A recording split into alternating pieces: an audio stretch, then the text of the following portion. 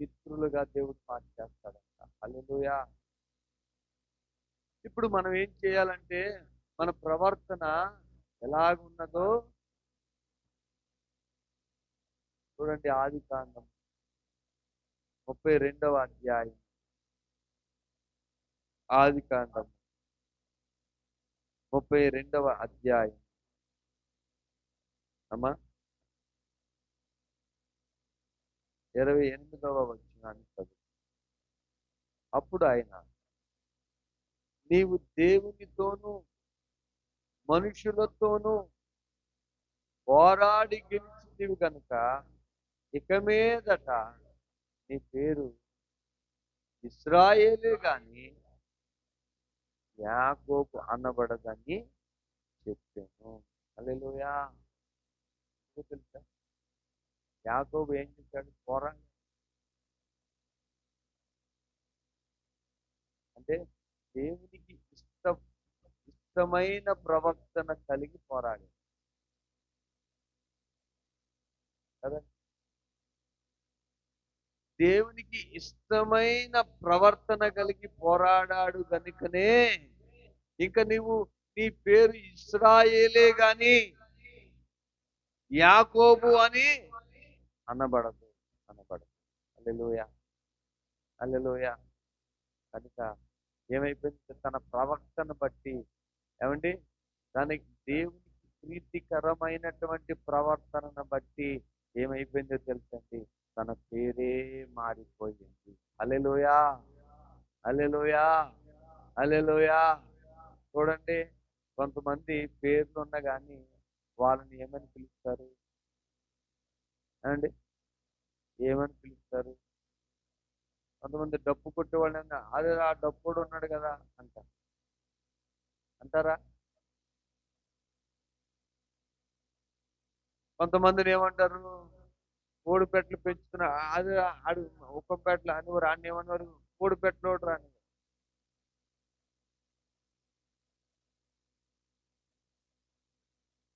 ఏంటంటే వాడు ఇష్టపూర్వకంగా వాడి ప్రవర్తనను బట్టి వాడి పేరే మారి. హల్లెలూయా. ఇప్పుడు దేవుని ఏమంటున్నాడంటే ఒకని ప్రవర్తన దేవునికి ప్రీతికరంగా ఉంటే వాడిని ఏమంటే వాడి శత్రువులతో సహా మిత్రులుగా మార్చేస్తాడు. అంటే ఇప్పుడు మన ప్రవర్తన ఎవరికి ఇష్టంగా ఉండాలి? మనుషులకి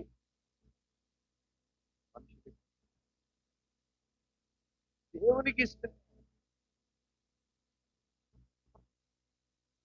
ఇప్పుడు యాకోబు ప్రవర్తన ఎవరికి ఇష్టంగా ఉంది? దేవునికి ఇష్టంగా ఉంటాడు. దేవుడు ఏమంటున్నాడు? నీవు ఏమన్నాడు? ఇశ్రాయేలు. హల్లెలూయా. హల్లెలూయా. ఇశ్రాయేలు అని పిలువబడుతుంది. ఇంకా మీదట నీవు ఇంక మోసగాడు కాదు. ఇక నీవేంటంటే నీ బ్రతుకు మారిపోయింది. నీ పాత జీవితం అంతా మారిపోయింది. ఏదో నువ్వు మోసం చేసిన నీ అన్నను మోసం చేసినటువంటి జీవితం అంతా మారిపోయింది. ఇంకా నువ్వేంటంటే ఇంకో మోసగాడు కాదు. నువ్వు దేవుని చేత ఆశీర్వదించబడిన వాడు, దేవుని చేత ఏర్పరచబడిన వాడు అని చెప్పేసి ఏం చేస్తున్నాడంటే దేవుడే తన ప్రవర్తనను బట్టి యాకోబును దేవుడు పిలుస్తూ ఉన్నాడు. హల్లెలూయా. పిలవబడాలి. అంతేగాని మన ప్రవర్తన ఏమండి మారకపోతే ఏముంది చెప్పండి. అందుకే చూడండి ప్రసంగి 5:1 చదవండి ఆ మాట. నీవు దేవుని మందిరమునకు పోనప్పుడు నీ ప్రవర్తన జాగ్రత్తగా బుద్ధిహీనులు అర్పించినట్లుగా బలి అర్పించుట కంటే సమీపించి ఆలకించుట శ్రేష్టం. వారి తెలియకే దుర్మార్గపు పనులు చేయకూడదు. హల్లెలూయా. అంటే బుద్ధిహీనతతో ఏదో వచ్చి వెళ్ళిపోవటం కాదు, కానీ మీరేం చేయండి ఏమండి, మీ ప్రవర్తనను జాగ్రత్తగా చూసుకోవటము మనకి మంచిది. కొంతమంది బుద్ధిహీనతతో అలాగే అర్పిస్తారు, అలాగే దేవుణ్ణి దగ్గరికి వస్తారు, కానీ వారి బుద్ధిహీనత ఎవరికి తెలుసు? దేవునికి తెలుసు. చూడండి మరలా ఆది కాండము 33వ అధ్యాయము 4వ వచనాన్ని మనం చదువు.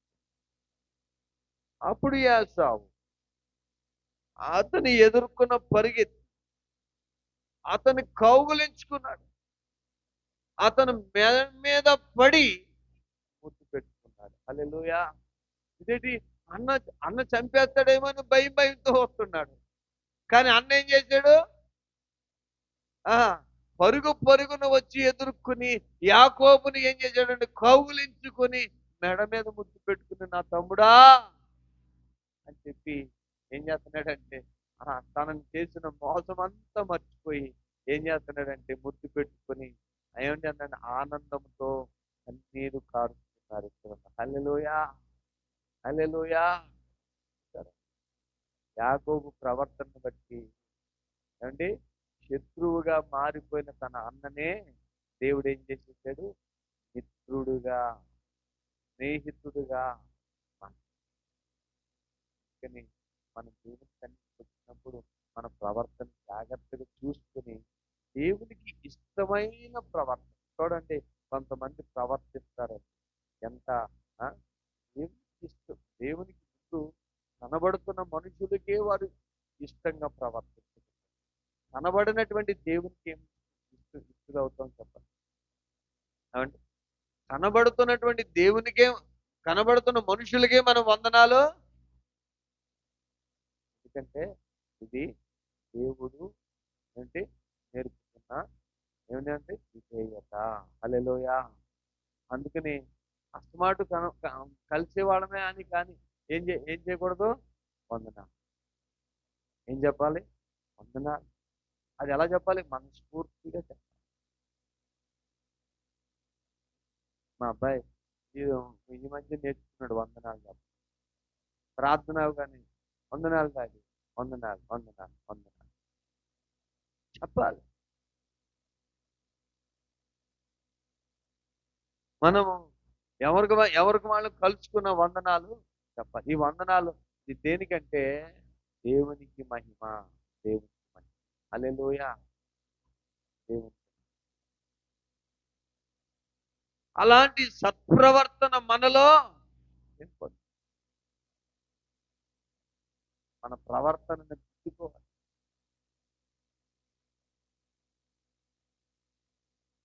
ఏమండి దేవుని దగ్గరికి వచ్చి యాకోబు తన నడతలన్నీ తిప్పుకోబట్టే యాషావు ఏమైపోయాడండి?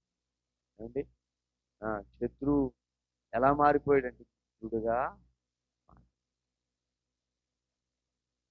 అందుకని మన ప్రవర్తన సరిగా సరి చేసుకుంటే మనకి వ్యతిరేకంగా ఉన్న పరిస్థితులు కూడా మనకు అనుకూలంగా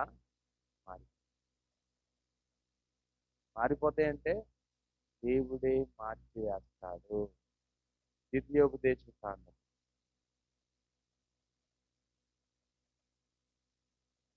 2వ దినవృత్తాంతాలు 17-10 వచనాలు.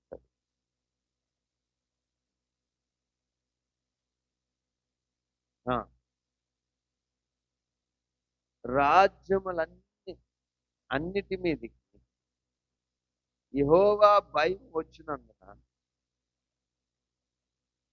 యెహోషువపాతుతో యుద్ధము చెయ్యకుంటేది. హల్లెలూయా. సరేండి, చుట్టుపక్కల రాజులందరూ యెహోషువపాతుతో యుద్ధం చేయకుండా కూరుకున్నారు. ఎందుకని? దేవుని భయం వారి మీద కప్పుకుంది. అంటే యెహోషువపాతు యొక్క ప్రవర్తన, యెహోషువపాతు యొక్క నడవడిక ఎలా ఉందంటే దేవునికి మహిమకరంగా ఉంది. హల్లెలూయా, హల్లెలూయా. దేవునికి దీవెనకరంగా ఉంది కనుకనే, దేవుడు తన పక్షాన ఉన్నాడు కనుకనే ఆ చుట్టుపక్కల రాజులందరూ కూడా ఏంటంటే అతనితో కలహపడటానికి ఏమాత్రం కూడా ఇష్టపడలేదు, భయపడ్డారు. హల్లెలూయా, హల్లెలూయా, హల్లెలూయా. అందుకని మనం ఏం చేయాలి తెలుసా? మనం వందనాలు చెప్తున్నప్పుడు మన ప్రేమను బట్టి మన మీద లోపల ఉంచుకున్నవాడు కూడా ఏమైపోతాడు తెలుసా? మారిపోవాలి. అలాంటి సత్ప్రవర్తన మనం అలవాటు. మరి తిట్టుకుంటే ఏమొస్తుంది? ఆవేశం. అంతేనా? నేను తిట్టుకున్న వాళ్ళు చూస్తాను, ఆవేశపడిపోయి ఆవేశపడిపోయి గబగబా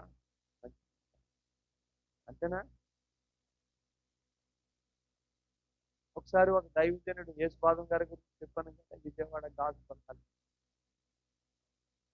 ఆమెమో మంచి డాక్టర్ని చేసుకోవాలనుకుంది,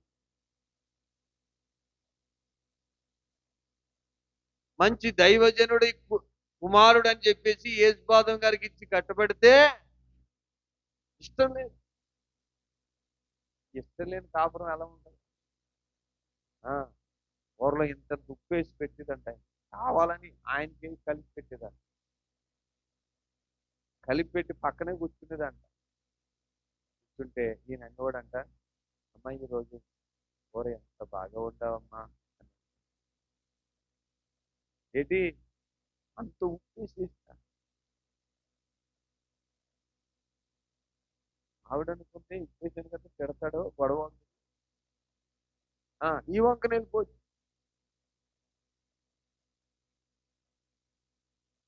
ఈయన ఏం చేసేవాడంటే తన ప్రవర్తన ఎలా చూసుకునేవాడంటే దేవుని ఎదుట ఇష్టమైనగా ప్రవర్తించేవాడు కనుక అంత ఉప్పేసేసినా సరే, అమ్మాయి వేళ నువ్వు వండిన వంట చాలా మధురం, నేను చాలా ఇష్టంగా తిన్నాను. అలాగని పెట్టినాన్ని విడిచిపెట్టేసేవాడు కాదండి. అంత ఉప్పుగా ఉన్నా, కారంగా ఉన్నా ఆయన ఏం చేసేవాడు తెలుసా? తినేసి ఏం చేశాడు?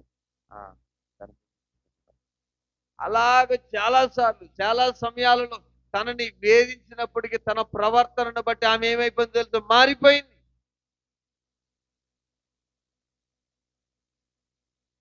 నా భర్త నేను ఎలా చేస్తుంటే నన్ను ఎలా చేసినా నన్ను మెచ్చుకుంటున్నాడు ఏంటి అని చెప్పేసి తన ప్రవర్తన మారిపోయింది.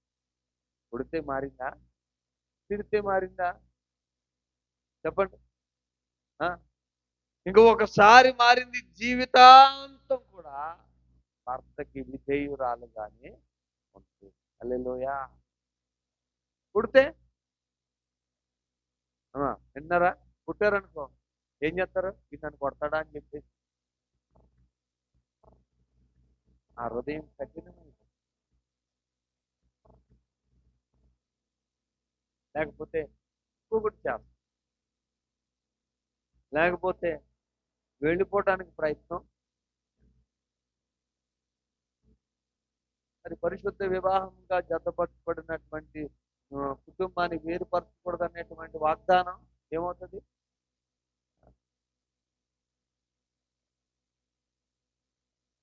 అది పోనండి. హల్లెలూయా, హల్లెలూయా. అందుకనే అక్కడ నేను ప్రమాణం చేశాను కదా, ఆ ప్రమాణానికి తగినట్టుగా నేను ప్రవర్తించాలని ఆ దైవ సేవకుడు ప్రవర్తించాడు. అందుకనే మన ప్రవర్తన ఎవరికి ఇష్టంగా ఉండాలంటే దేవునికి ఇష్టంగా. కొంతమంది ఏం చేస్తారు తెలుసా? ఎలా ప్రవర్తిస్తారంటే ఇతరులను ఇబ్బంది పెట్టే విధంగా ప్రవర్తిస్తారు, మాట్లాడతారు. అది అది అది అదేమనుకుంటారంటే వాళ్ళు అది గొప్ప అనుకుంటారు. అది గొప్ప కాదు.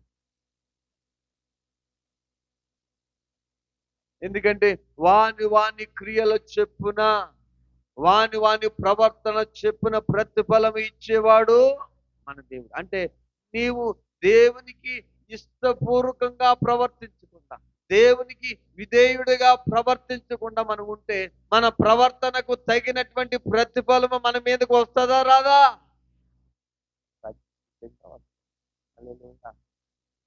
హల్లెలూయా.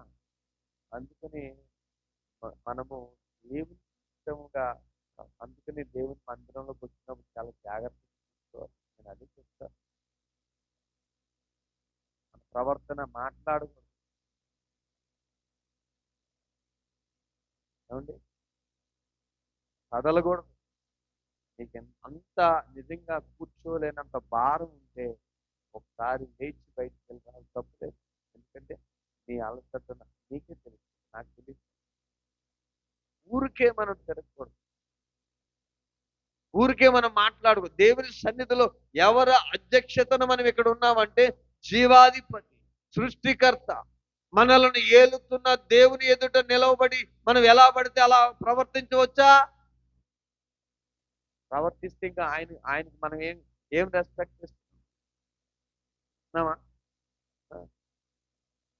లేకపోతే సెలవు తీసుకోవడం, లేకపోతే ప్రార్థన అంటే కళ్ళు మూసుకోవడం, ఇవన్నీ ఈ ఈ యొక్క మన ప్రవర్తన అంతా దేవుని విషయంలో ఏం చూపిస్తున్నాయో తెలుసా? దేవునిని మనము హేళన చేస్తున్నట్టే మన ప్రవర్తన, అవమానపడుతున్నట్టే మన ప్రవర్తన. అంటే దేవునికి ఇష్టడుగా నువ్వు ప్రవర్తిస్తే ఏం చేశారు? యెహోషువ పాత్రులకు ఎవరైనా ఇచ్చారు? ఏమంటే అంతమంది రాజులు కూడా భయపడిపోయారు.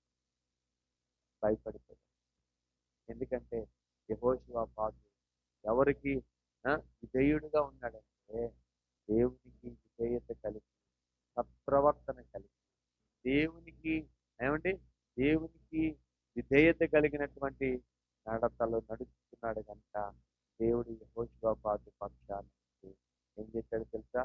శత్రువులను సహితం కూడా మిత్రులుగా మార్చివేశాడు. హల్లెలూయా, హల్లెలూయా.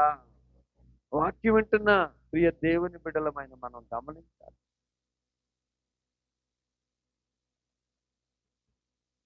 ఎందుకంటే శత్రువులు కూడా మనల్ని ఎప్పుడు ప్రేమిస్తారంటే మన ప్రవర్తన, మన ప్రవర్తన. చూడండి, వాడు తిట్టడంతో మనము తిడితే వాడికి మనకి తేడా ఏముంది? తేడా ఏమైనా ఉందా? ఇప్పుడు చదువు కోసం వెళ్ళామండి, నువ్వు ఆడు కొట్టాడని నువ్వు కొట్టేసి, ఎరా ఏం కొట్టాడంటే ఆడు కొట్టాడు నేను కొట్టేసాను, అంత అయిపోయింది కదా, ఇంక ఊరుకోండి, ఒకటి జోలికి ఒకటి వెళ్ళొద్దు అంటారు, కానీ మళ్ళా కొట్టమంటారా? అంటారా? ఇది లోక తీర్పు, అవునా? కనుక దేవుని దగ్గరికి వస్తున్న మనం ఏం మాట్లాడుతున్న మనం అంటే మన ప్రవర్తన, మన నడవడిక, ఏమండి మనం కూర్చుంటాం ఎవరికి ఇష్టంగా ఉండాలి? దేవునికి ఇష్టంగా. నువ్వు చేసే పరిచర్య ఎవరికి ఇష్టంగా ఉండాలి? నువ్వు పాడే పాట ఎవరికి ఇష్టంగా ఉండాలి? అంతేగాని మనం ఊరికే పాడేస్తున్నాం, లేదా ఊరికే వచ్చి కూర్చుంటున్నాం, ఊరికే వచ్చి మనము ఎలా పడితే అలాగా మనము ఆ కాలాన్ని వెలబిచ్చేస్తున్నామంటే అది దేవునికి ఇష్టపూర్వకమైనటువంటి ప్రవర్తనతో కూడినది కాకపోతే, దేవునికి ఇష్టం కాకపోతే ఆ ప్రతిఫలం మనకి రాదు. హల్లెలూయా. అందుకే కోపడతాను నేను ఎప్పుడు. మామూలుగా ఉన్నప్పుడు చండీగఢ్ అల్లరి చేస్తుంది, వాక్యం ప్రారంభమైనప్పుడు మాత్రమే నేను. మొన్న మధ్యన ఆడి గురించి సాక్ష్యం చెప్పాను, మారిపోయాడు అనుకుంటే మళ్ళా పాత ప్రవర్తనకు వచ్చేసాడు. చెప్పాను మీ అందరూ ఎదుగుకుండా, చండీగఢ్ మారిపోయాడు, ఆడన్నా మారాడు కానీ మీరు మారతలేదమ్మా అన్నానా? హల్లెలూయా, హల్లెలూయా. మన ప్రవర్తనను జాగ్రత్తగా చూసుకోవాలి.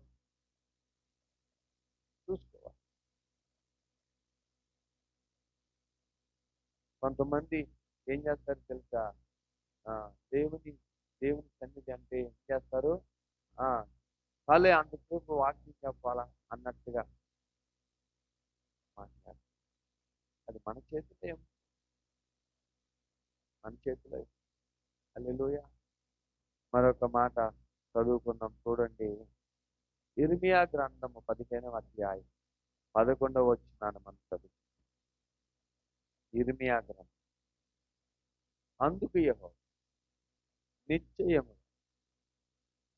నీకు మేలు చేయవలెను, నేను నిన్ను బలపరుచుతున్నాను. ఆ,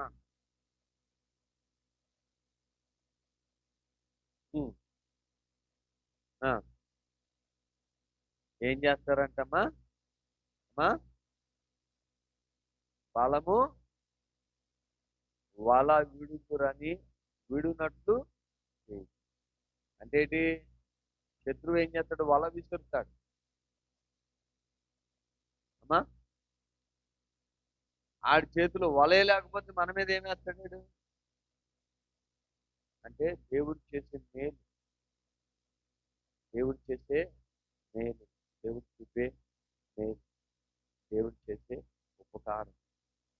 అంటే దేవుని పట్ల మనము సత్ప్రవర్తన కలిగి మన ప్రవర్తనను జాగ్రత్తగా చూసుకుంటే దేవుడు చేసే మేలు ఎటువంటిదో తెలుసా? శత్రువు సహితము కూడా మిత్రునిగా. హల్లెలూయా, హల్లెలూయా. నిన్ను దూషించిన వాడు సైతము కూడా నిన్ను ప్రేమించేటట్టుగా మార్చాడు. నీకు అనుకూలత లేని పరిస్థితులు కూడా నీకు అనుకూలంగా మారిపోతాయి. అనుకూలంగా మారిపోతాయి. నువ్వు అవ్వదు అనుకున్న పని కూడా దేవుడు ఏం చేస్తాడంటే సఫలం చేసేస్తాడు. సఫలం. ఇప్పుడు నీ ప్రవర్తన దేవుని ఎదుట ఏమండి ఎలా ఉండాలి? యథార్థంగా సత్ప్రవర్తన ఉంటే సత్ప్రవర్తన. అందుకని యథార్థవంతులకు దేవుడు తెలుసా? అందుకని మన ఎప్పుడు కూడా ఏంటంటే మన మానవులుగా మన మధ్యన వస్తూ ఉంటాయి. మన యథార్థంగా మన ఏం చేయాలి తెలుసు? ఒకరికొకరు మాట్లాడి వాటిని అందరితో అన్యుల్లాగా మనం మనసులో పెట్టేసుకుని పగలు పెంచేసుకోవడం వల్ల ఏమవుతుందంటే మన ప్రవర్తన దేవుని దృష్టికి ఎలా ఉంటుందో తెలుసా? ఆయస్కరం, ఆయస్కరం. సౌలు హృదయంలో ఏముంది? దావీదు మీద ఏముంది? ఏముంది? పగ. ఆ పగ కాస్త ఏమైపోయిందంటే తన ప్రవర్తన మారిపోయింది. సౌలు ఏమనుకున్నాడంటే తన ప్రవర్తనను బట్టి తనలో ఉన్న పగ ఏం చేసింది తెలుసంట? తన క్రియలనే మార్చేసింది, తన నడవడికనే మార్చేసింది. అంతవరకు దేవుని చేత నడిపించబడిన సౌలు దావీదుని చంపాలనేటువంటి ప్రవర్తన చేసింది. వాళ్ళ క్రూర. హల్లెలూయా, హల్లెలూయా. ఎప్పుడైతే తనలో ఉన్న పగ తన ప్రవర్తనను మార్చేసిందో, తను ఎప్పుడైతే దావీదును చంపాలనుకున్నాడో అప్పుడే దేవునికి ఇష్టత పోయింది. ఇష్టత పోయింది. రాను రాను రాను రాను రాను రాను సౌలు మీద ఏమిటంటే ప్రజలకి నమ్మకం తగ్గిపోయి ఎవరి మీద విశ్వాసం పెరిగిపోయిందంటే దావీదు పక్షానికి చేరిపోయారు. హల్లెలూయా, హల్లెలూయా. పాపం సౌలు సౌలు గారి దగ్గర బంగారం లేదని సౌలు గారిని విడిచిపెట్టేశారా? ఏమండి? అదే సౌలు గారి దగ్గర రాజ్యం లేదని సౌలు గారిని విడిచిపెట్టేశారా? అప్పుడు దావీదు దగ్గర రాజ్యం ఉందా? లేదే. కానీ సౌలు ప్రవర్తన, సౌలు నడవడిక దేవునికి ప్రీతికరంగా లేదు కనుకే సౌలు మీదకి సౌలు సౌలు సౌలు మీదకి ఏమొచ్చిందంటే దురాత్మ ప్రభావం వచ్చేసింది. దేవుని నడిపింపులోంచి ఎక్కడికి వెళ్ళిపోయాడంటే దురాత్మ నడిపింపులోకి వెళ్ళిపోయి దావీదు దేవుడు ఏం చేశాడు తెలుసా? ఎందుకుని తన ఇష్టమైన ప్రవర్తనను బట్టి తన ప్లేసులో దేవుడు రాజుగా నియమించాడు. హల్లెలూయా, హల్లెలూయా, హల్లెలూయా. అందుకని మనం దేవుని దగ్గరికి వచ్చే మనము మన ప్రవర్తనను చాలా జాగ్రత్తగా దేవునికి ఇష్టమైనటువంటి ప్రవర్తన ఉండాలి. కొంతమంది చూడండి మన నోటితో మాటలు మాట్లాడతాం. ఏం మాట్లాడతాం? వాడు రాలిపోను, మనం రాలిపోమంటే దేవుడు రాలిపేస్తాడా? రాలిపో మనం ఎప్పుడు కూడా, అందుకని మన నోటిని ఎప్పుడు కూడా మనం స్వాధీనించుకోవాలి, కంట్రోల్ చేసుకోవాలి.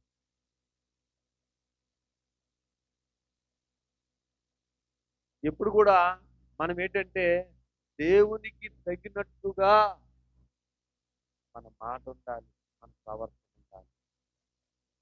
లేకపోతే ఏమండి, మీ అత్తగారు కొడుతుందని నువ్వు కొట్టేసావు అనుకో, నీకు ఇద్దరికి తేడా ఏమండి? అత్తగారు కొడుతుంది కదా అని చెప్పేసి ఓన్లీ పెద్దది కదా అని నువ్వు గౌరవిస్తూ ఉంటే సమాజం నీ ప్రవర్తనను బట్టి ఏమిస్తుంది? సాక్షి. అలా కాకుండా ఇద్దరు కొట్టుకుంటున్నారంటే ఇద్దరికి చెప్పలేమమ్మా, ఒకళ్ళు మించిన వాళ్ళు ఒకళ్ళు. అంటే తన ప్రవర్తన, అంటే మన ప్రవర్తన మనుషులకే ఇష్టపూర్వకంగా లేనప్పుడు దేవునికి ఎలా ఇష్టం కలుగుతుంది? ఇంకా దేవుని వాక్యం ఇస్తున్నాం, దేవుని దగ్గరికి వస్తున్న మనలో ఏంటంటే మన సత్ప్రవర్తన కలిగి. అందుకే నీ భర్తను ఏమనకూడదు, బూతులు ఆడకూడదు.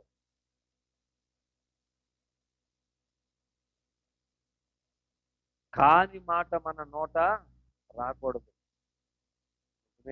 ఎవరైనా మనకు హాని చేస్తే మనం ఏం చేయాలో తెలుసా? దేవుని చేసి మనము హల్లెలూయా, హల్లెలూయా. అందుకని యాకోబులో అటువంటి ప్రవర్తన ఉంది కనుక యాషావు తమ్ముడు చంపాలనుకున్నాడా? సొంత అన్నగారే చంపాలనుకున్నాడు. ఎందుకంటే అంత మోసం చేశాడు. ఎందుకంటే తండ్రి దగ్గరికి వెళ్ళి అన్నను మోసం చేసి నేనే యాషావునని చెప్పేసి ఆశీర్వాదాలన్నీ కొట్టేసి పారిపోయాడు మేనమామ ఇంటికి. ఎప్పుడు వస్తాడా ఆడని కర్ర కాసుకుని కూర్చున్నాడు. ఆడు ఎప్పుడు వస్తాడని చెప్పేసి తనకున్న బలంతో రెడీగా ఉన్నాడు. ఎప్పుడైతే నేను బయలుదేరాడు, యాకోబు బయలుదేరి రెడీగా ఉన్నాడు. ఇంకా మా అన్నకి తెలిసిపోయింది, మా అన్న రెడీగా ఉన్నాడు, నన్ను చంపేస్తాడని చెప్పేసి యాకోబు ఏం చేశాడు తెలుసా అండి? యాకోబు ఏం చేశాడు తెలుసా? ముమ్మారు దేవుని సన్నిధిలో ప్రార్థన చేస్తూ ఉన్నాడు. హల్లెలూయా, హల్లెలూయా. తన ప్రవర్తనను బట్టి చంపాలనుకున్న అన్న కూడా కౌగిలించుకుని గుర్తు పెట్టుకునేటట్టుగా దేవుడు మరొక మాట రోమీయులకు రాసిన పత్రిక 8వ అధ్యాయం 31వ వచనాన్ని మనం చదువు. 8 ఇట్లుండగా ఏమందు దేవుడు మన పక్షమున ఉండగా మనకి విరోధి ఎవరు? హల్లెలూయా. ఏమంటే ఒక మాట దేవుడు అడుగుతున్నాడు, నువ్వు నీ ప్రవర్తన నాకు ప్రీతికరంగా ఉంటే, నేను నీ పక్షమున ఉంటే నీకు విరోధి ఎవడు చెప్పు? అలా కాదు, మన తప్పులేమో చేసుకుంటాం. ఏం చేద్దాం? ఎదుటోడు తప్పు చూపిస్తాం కదా. మన తప్పునేమో కప్పిపుచ్చేసుకుంటాం. ఎందుకంటే ఆ గోలుగారు చూడు బాబా, ఆడు లేచిన దగ్గర నుంచి ఆడికి కూర వండుతున్నాను, అన్నం వండుతున్నాను, ఆడు గొడ్డును బాధినాడు, బాధేస్తున్నాడు, ఆడు ఎందుకు బాధాడో చెప్పు. హల్లెలూయా, హల్లెలూయా. ఎందుకో తెలుసా? అందుకని దేవుడు మన పక్షమున ఉండగా మనకి విరోధి ఎవరుంటారు చెప్పండి? మనం ఆలోచించాలి. అంటే మన ప్రవర్తనలో ఎక్కడో లోపం ఉండబట్టి దేవుడు మన పక్షమున ఉండకే కదా. ఒప్పుకుందామా ఈ మాట? హల్లెలూయా, హల్లెలూయా. నిజమే కదా. అందుకే దేవుడు అన్నాడు, ముందు మన ప్రవర్తన దేవునికి ప్రీతికరంగా ఉండాలి. నీ మాట ఎలా ఉండాలి తెలుసా? ఇతరులకు దీవెనకరంగా ఉండాలి, ఇతరులకు ఆశీర్వాదకరంగా ఉండాలి, ఇతరులకు మేలుకరంగా ఉండాలి. అంతేగాని నీ ప్రవర్తన మనుషులకు దేవునికి విరోధముగా ఉన్నదనుకో, దేవుని ఆశీర్వాదాలు ఎలా వస్తాయి? దేవుడు మన పక్షాన. హల్లెలూయా, ఉంటాడా? ఆ? మీరే చెప్పండి, మిమ్మల్ని తిట్టినోడు పక్షాన మీరు ఉంటారా? ఉంటారా? అయినా సరే దేవుడు ఎంతగానో మనల్ని ప్రేమిస్తూనే ఉంటారు, మనల్ని ఆదరిస్తూనే ఉంటారు, కనికరిస్తూనే ఉంటారు. కనుక మనం ఈ విషయాన్ని గమనించుకొని ముందు మనలో ఉన్నటువంటి నడవడికను సరిచేసుకొని మనలో ఉన్నటువంటి దేవునికి ప్రీతికరమైనటువంటి ప్రవర్తనను, ప్రీతికరమైనటువంటి యథార్థ హృదయమును, ఆ నోటి మాటను, హృదయ ధ్యానమును, తలంపులను మనము ఏంటంటే మన చూపును సమస్తమును మనం దేవునికి ప్రీతికరముగా చేసుకోవటానికి దేవుని సన్నిధిలో మనం ఏం చేయాలి తెలుసా? ప్రయాసపడాలి. హల్లెలూయా. చూడండి, కొలసీలకు రాసిన పత్రిక 1వ అధ్యాయం 10వ వచనాన్ని త్వరగా చదువు. కొలసీలకు రాసిన పత్రిక. అందుచేత ఈ సంగతి వినిన నాటి నుండి మేమును మీ నిమిత్తము మానక ఆ, సంపూర్ణమైన జ్ఞానం, ఆత్మ సంబంధమైన వివేకము గలవా,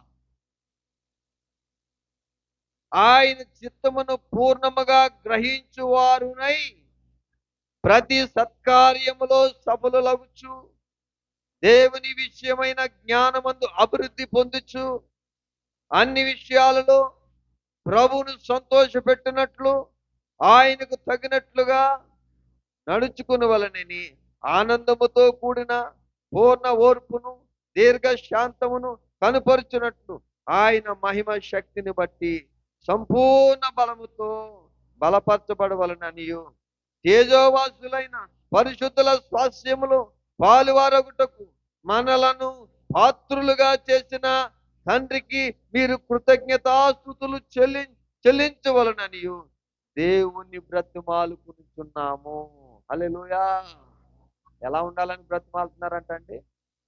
దైవ జ్ఞాన విషయంలో మనము వృద్ధి పొందిన వారిగా ఉండాలంట. హల్లెలూయా. హల్లెలూయా. వింటున్నారమ్మా? అమ్మా విన్నారా? ఎందులో ఆ ప్రవర్తనలో కూడా ఏముండాలి? దైవ జ్ఞానం, దైవ బుద్ధి, అందులో వృద్ధి పొందాలని ఇక్కడ ఏం చేస్తున్నారు? కొలసి సంఘం గురించి వాళ్ళు ఏం చేస్తున్నారు తెలుసా? ప్రార్థన. అంతేకాదు, వారు పరిశుద్ధుల స్వాస్యములోను అందులో పాలువారిగా చేసిన దేవునికి ఎల్లప్పుడూ కృతజ్ఞతాస్తుతులు చెల్లించు వారిగా ఉండాలంట. షూర్, వింటున్నావా? ఇలా చూసి హల్లెలూయా. ఏమండి? కృతజ్ఞతాస్తుతులు చెల్లించు వారిగా ఉండాలంట మన ప్రవర్తన. దేవుడు మనకి ఇందులో మన పాలువారిగా చేశాడండి. పరిశుద్ధుల స్వాస్యములో నిన్ను నన్ను పాలువానిగా చేశాడు. అంత గొప్ప భాగ్యమునిచ్చినటువంటి దేవునికి మన చేతులు ఎలా ఉండాలి? మన ప్రవర్తన ఎలా ఉండాలి? ఆయన చేతులెత్తి ఆయనకి కృతజ్ఞతాస్తుతులు చెల్లించే వారుగా ఉండాలి. ఆయన దైవ జ్ఞానమందు వృద్ధి పొందిన వారము, సత్ప్రవర్తన యందు మనము ప్రవర్తించు వారమై ఆయనకు తగినట్టుగా మనం ప్రవర్తించాలి. హల్లెలూయా. హల్లెలూయా. మనకి అవమానం తీసుకొస్తున్నాడు అంటే మన కొడుకు అనుకోండి, వీడు నాకు ఏమంటాం? చెడబుట్టాడు, నా పరువంతా. మరి దేవునికి తగినట్టుగా దేవుని బిడ్డలమని చెప్పుకుంటూ, మనం బాప్తిజం పొందామని చెప్పుకుంటూ, మనము దేవుని వాక్యమును సజీవుడు, ఆయన ఒక్కడే రక్షకుడు, దేవుడని మనము ప్రకటించుకుంటూ, మన ప్రవర్తన సరి లేకపోతే, ఆయనకి తగినట్టుగా నడుచుకోకపోతే, ఆయనకి తగినట్టుగా మనం మాట్లాడకపోతే ఆయన అంతా షేమ్ ఫీల్ అవుతాడా? ఆయనకి అంత అవమానం. హల్లెలూయా. హల్లెలూయా. అందుకని మనము ఆయనకి తగినట్టుగా ప్రవర్తించు వారమై మన ప్రవర్తన ఉండాలి. ఆయన తగినట్టుగా మనము మాట్లాడాలి. ఆయనకు తగినట్టుగా మన క్రియలు ఉండాలి, మన హృదయం ఉండాలి, మన నడవడిక ఉండాలి. ఇవన్నీ బాగున్నాయి అనుకోండి. ఏమండి? శత్రువులను సైతం కూడా దేవుడుగా ఆయన మన పక్షమును ఉండగా మనకి విరోధముగా నిలవబడిన వాడు ఎవరైనా ఉంటారా? ఎవరు ఎవరు? ఎందుకంటే దేవునికి ఎదురు నిలవగలిగిన వారు ఎవరు? దేవునికి ఎదురు నిలిచి ఈ రోజున మహా సామ్రాజ్యాలే కూలిపోయినాయి. ఎంతో మంది బలవంతులే ఈ రోజున మట్లో కలిసిపోయారు, కానీ జీవము కలిగిన దేవుని వాక్కు అలా ప్రబలుతూనే ఉంది, ప్రబలుతూనే ఉంది, ప్రబలు. హల్లెలూయా, హల్లెలూయా. చూడండి, మనము ఆది కాండము 27వ అధ్యాయము 41వ వచనాన్ని మనం చదువుతాం. ఆది కాండము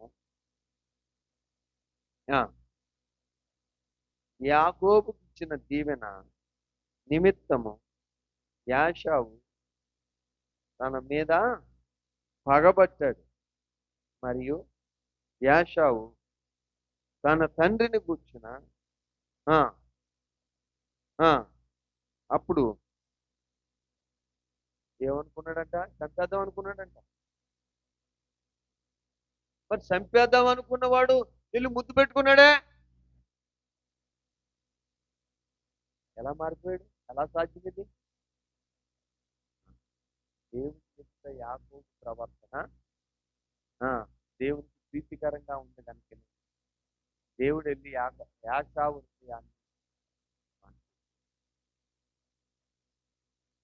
అంటే దేవుడు యాకోబు పక్షమున ఉంది. ఏం చేశాడు తెలుసా?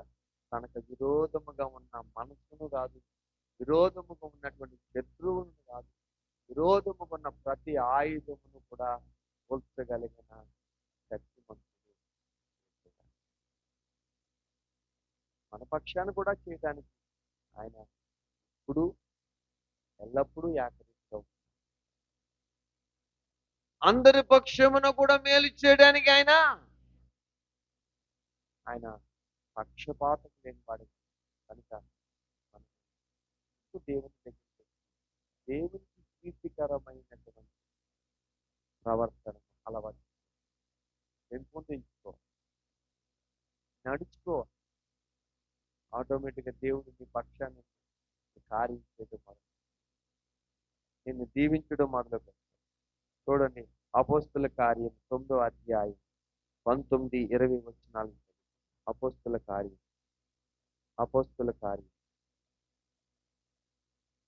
9వ అధ్యాయం 19. అమ్మా ఇమ్మంటారు, అందరూ తీసారమ్మా. దమస్కలో ఉన్న శిష్యులతో కూడా ఉండి వెంటనే సమాజ మందిరములలో యేసే దేవుని కుమారుడని. అమ్మ మీరు 19 చదవండి. దేవుని గురించి ప్రకటించుతూ వచ్చాను. హల్లెలూయా. ఏం ప్రకటించాడంటండి? దమస్కులో ఉండి శిష్యులతో కూడా కొన్ని దినాలు ఉండిన తర్వాత వెంటనే సమాజ మందిరాలలో యేసే దేవుని కుమారుడని ఆయన గురించి ప్రకటించుతూ వచ్చాను. హల్లెలూయా. ఎవరు ప్రకటించారు? పౌలు గారు. అప్పుడు ఈ యేసును గూర్చే ఈ పౌలు గారు ఏమనేవాడంటే, యేసును ఆరాధించే వారందరినీ చంపేసేవాడు. యేసును గణపరుస్తున్నటువంటి వారందరినీ హింసించేవాడు. కానీ ఇప్పుడు ఆ పౌలే ఏమంటున్నాడు తెలుసా? యేసే దేవుని కుమారుడిగా మార్చబడ్డాడు, అంటే ప్రకటించే వ్యక్తిగా మారిపోయాడు. హల్లెలూయా, హల్లెలూయా, హల్లెలూయా. ఎలా మారి దేవుడు ఒక వ్యక్తిని దర్శించినప్పుడు వాడి ప్రవర్తన అంతా మారిపోతుంది. ప్రవర్తన అంతా మారి నూతన పరచబడు. ఎవడైనా బుద్ధిహీనుడు ఎంత ఎక్కేసినా ఏమండి చెడు మార్గం పొందగలటానికి ప్రలోభ పెట్టిన దేవుడు దర్శిస్తే నిజంగా దేవుని నిజంగా దేవుడు దర్శించి సంపూర్ణంగా మారితే ఆ చెడు మార్గానికి మరలా ఈ పరిస్థితిలోనూ హల్లెలూయా. చూడండి మరొక మాట చదువుకున్న కీర్తన 69 11వ వచనం. నేను గోనె బట్ట వస్త్రముగా కట్టుకునినప్పుడు వానికి హాస్యాస్పదమైతిని. అమ్మా చదువు. గుమ్మములో కూర్చుండేవారు నన్ను గూర్చి మాట్లాడుకుంటారు, తాగుబోతులు గూర్చి పాటలు పాడుతారు. అయితే యెహోవా అనుకూల సమయమున నేను నిన్ను ప్రార్థించుతున్నాను. దేవా, నీ కృపా బాహుల్యమును బట్టి, నీ రక్షణ సత్యమును బట్టి నాకు ఉత్తరం. హల్లెలూయా. ఇప్పుడు ఈ వాక్యాన్ని బట్టి మనం ఏదైనా గోనె బట్ట కట్టుకున్నాం అనుకోండి, ఉపవాసం ఉండి ప్రార్థన చేసాం అనుకోండి, మన గోనె బట్ట చూసుకుని మనం ప్రార్థన చేయటం చూసి ఏళన చేసేవారు ఎంతమంది ఉన్నారు? పాస్టర్ గారు బైబిల్ పుచ్చుకుని వెళ్ళిపోయి నీడు పాటర్ అయిపోయాడు అని ఏం చేస్తారు? గుమ్మాల్లో కూర్చుని, ఈదుల్లో కూర్చుని మాట్లాడుకుంటారు, ఎగతాళి చేస్తారు. మన ప్రవర్తనను బట్టి వారు ఏం చేస్తున్నారు? ఎగతాళి చేస్తున్నారు. కానీ మన ప్రవర్తన దేవునికి ఇష్టమైతే ఎగతాళి చేయబడిన వాడే దిగ్గునొందేటట్టుగా దేవుడు చేస్తాడు. హల్లెలూయా, హల్లెలూయా, హల్లెలూయా. చూడండి ఫిలిప్పీయులకు రాసినటువంటి పత్రిక 4వ అధ్యాయము 18వ వచనాన్ని చదువుకున్నాం. 4వ అధ్యాయం. నాకు సమస్తమును సమృద్ధిగా కలిగి ఉంది, నువ్వు పంపిన వస్తువును పుచ్చుకుని ఏమీ తక్కువ లేకుండా ఉన్నాను.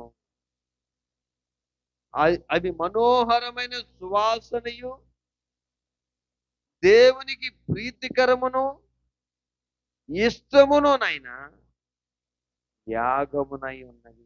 హల్లెలూయా, హల్లెలూయా. చూడండి, నువ్వు ఇష్టంతో సారేసి పెట్టు, అది ఎంత ఇష్టంగా తింటా. అమ్మా తింటావా? అత్తగారు వచ్చి ఇష్టంగా వేసి పెడతావా? ఏమా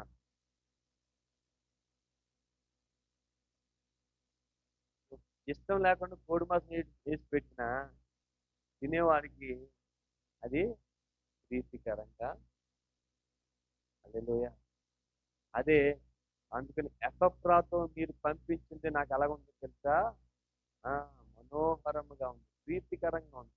అది నాకు చాలా ఆనందాన్ని ఇస్తుంది, ఏది తక్కువ లేకుండా అయిందని చెప్పేసి మరలా తన ప్రేమను అక్షర రూపంలో ఫిలిప్పీ సంఘానికి పౌలు తెలియజేస్తున్నాడు. హల్లెలూయా, హల్లెలూయా. అంటే పౌలు గారి మీద వారు చూపించిన ప్రేమ, పౌలు గారి పట్ల వారి ప్రవర్తన, పౌలు వారి పట్ల వారికి ఉన్నటువంటి ఏమంటే ఒక విధమైనటువంటి పౌలు గారికి సహాయం చేయటంలో వారికి ఉన్న త్యాగం, ఆ ప్రవర్తన, ఆ క్రియలు, వారు వారు చేసిన పౌలు గారి కోసం చేసినవన్నీ కూడా ఏం చేద్దాం? మరలా తిరిగి ఏమంటున్నాడంటే, అయ్యా, మీరు నాకు చేసిన ఉపకారం నాకు ఎలా ఉందో తెలుసా?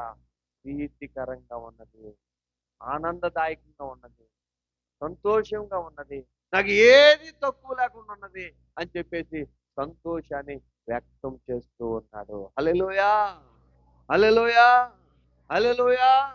అందుకనే నువ్వు సనుక్కుంటూ నువ్వు పెట్టావనుకో, దానివల్ల ఉపయోగం. మాంగారు వచ్చాడని నువ్వు సనుక్కుంటూ పెట్టావు అనుకోండి, దానివల్ల ఉపయోగం ఏమి. కొంతమంది ఏం చేస్తారు తెలుసా? అత్తగారు వచ్చింది, మా ఊర్లో ఒక ఆయన ఉన్నాడు, ఆయన ఏం చేసి అత్తగారు వస్తే ఏం చేసి బియ్యం పెట్టి తాళం వేసుకుని తాళం మొలక కట్టుకుని వెళ్తాడు. అత్తగారు వచ్చింది, ఇది అన్నం వండేస్తుందా దానికి ఎట్టేస్తుంది అని చెప్పి తాళం వేసుకుని వెళ్తాడు.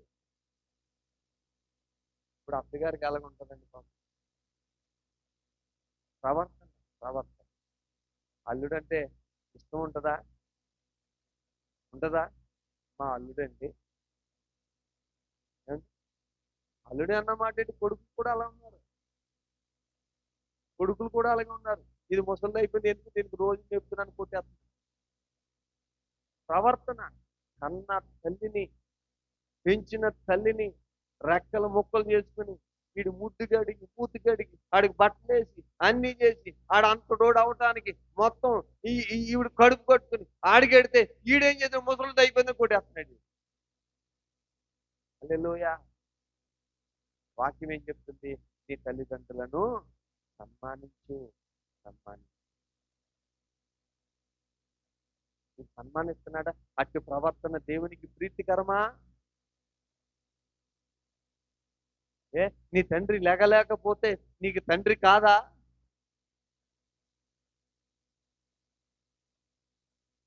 ఇప్పుడు నీ తల్లి నీకు చేయలేకపోతే నీకు తల్లి కాదా? చెప్పండి. అటువంటి ప్రవర్తన దేవునికి ప్రీతికరముగా లేదు. అందుకనే తల్లిదండ్రులను నిర్లక్ష్య పెట్టేవాడంటే వాడి కళ్ళు లోయ కాకులు పీకుతాయంట. ఏం పీకుతాయండి అండి? లోయ కాకులు వచ్చి పీక్కుపోతాయి.